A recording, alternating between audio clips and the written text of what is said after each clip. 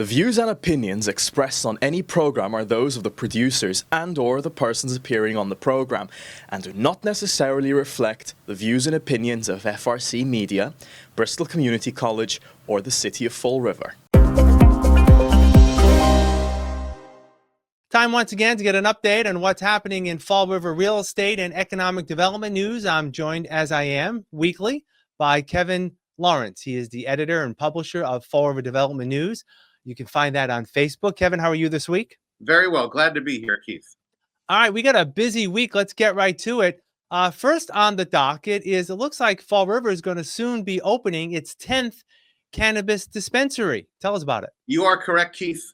The city's 10th cannabis dispensary set to open on Lewiston Street. This is adjacent to the Fall River incinerator. It's going to be inside the historic Chase Mill, which was constructed back in 1872. There's a U-Haul moving and storage facility on the site, as well as Sherrill Wagner International.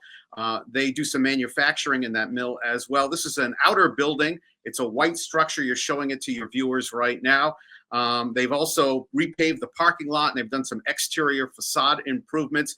The name of the business is going to be called the Agriculturalist, which is set to open on 1 Lewiston Street.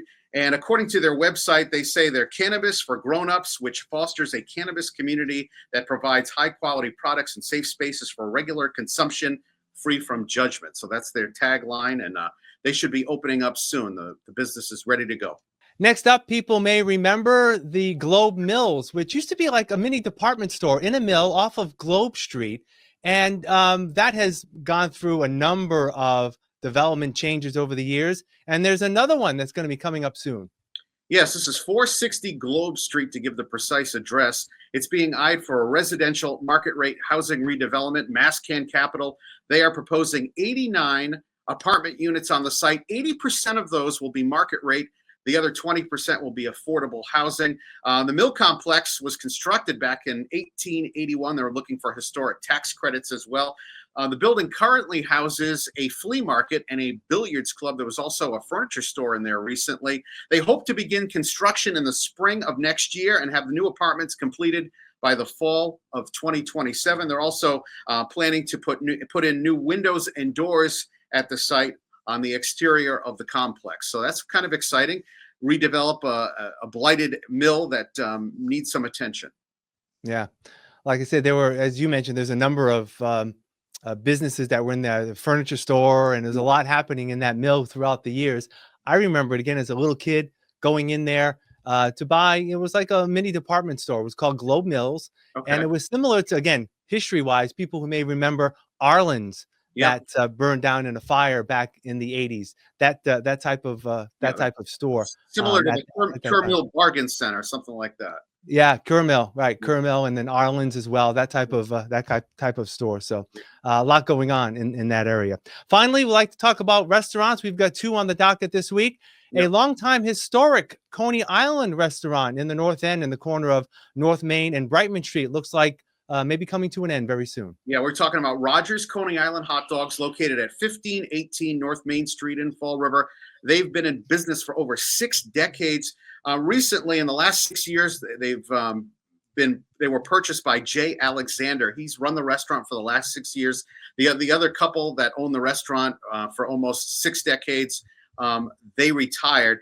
And he didn't have a good go of it, I guess. He posted on his Facebook page for the Rogers Coney Island Hot Dogs that they will be closing on Sunday, March 9th.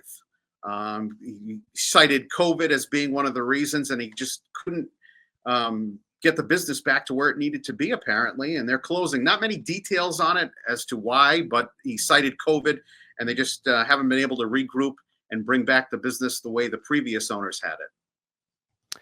And finally, this week, a new restaurant called Flavory Box is opening soon. Actually, it is open. They're doing a soft opening right now. They're open a few days a week. This is a Brazilian street food eatery on Robeson Street, 391 Robeson Street. It's a brick building. It's owned and operated by a Fall River resident. Her name is Alessandra Souza. They specialize in Brazilian savory pastries, which consist of delicious cheesy vegetable or meat stuffings wrapped in a baked or fried dough. They also offer mini churros with mix and match flavors, and they have Brazilian dessert offerings as well. And I went in there, took some photos, which you're showing to your viewers right now. She did a nice job, Alessandra Souza, of renovating the restaurant. It looks really nice, and I hope she does well. Great way to end our segment by making us a little hungry at the end of this week's segment. All right, Kevin, I appreciate your time. We'll talk soon. Thank you, Keith.